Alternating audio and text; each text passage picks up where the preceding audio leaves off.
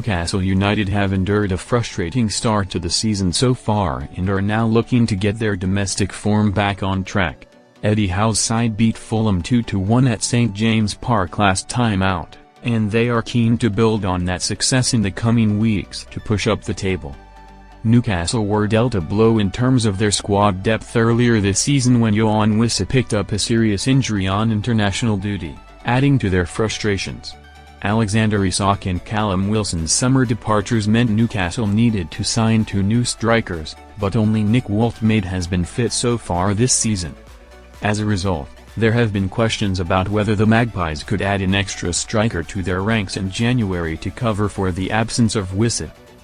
Newcastle have been concerned about Wissa's injury and the length of time it may take for him to return to first-team action ahead of the January transfer window.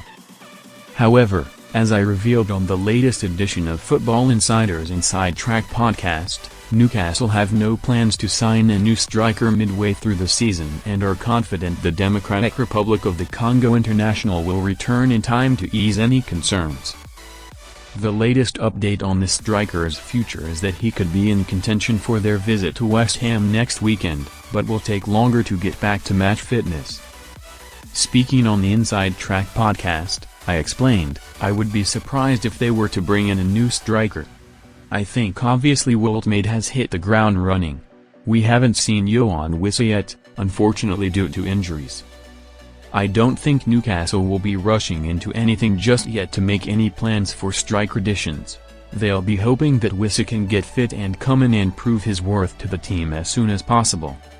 So I would say it's unlikely as things stand that Newcastle will be looking to bring a new striker. I'm sure all their focus is on getting Wissa fit as soon as possible and getting him available for Eddie Howe's side.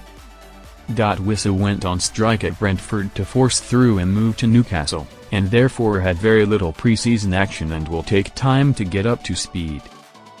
Wissa's injury details emerge ahead of Newcastle return. The forward signed for Newcastle on transfer deadline day following Alexander Isak's move to Liverpool, and had hoped to hit the ground running in the northeast. However, he had a scan on his knee after traveling back from international duty with Democratic Republic of the Congo in September, and later saw a specialist to assess the extent of the blow.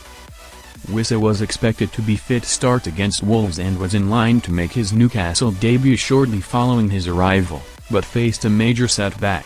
Despite not having yet featured for Newcastle, Wissa expects to go to AFCON with the Democratic Republic of the Congo if his recovery goes as planned in the coming weeks. That will mean Howe could be without his striker between 21 December and 18th of January should they go all the way, adding more cause for concern.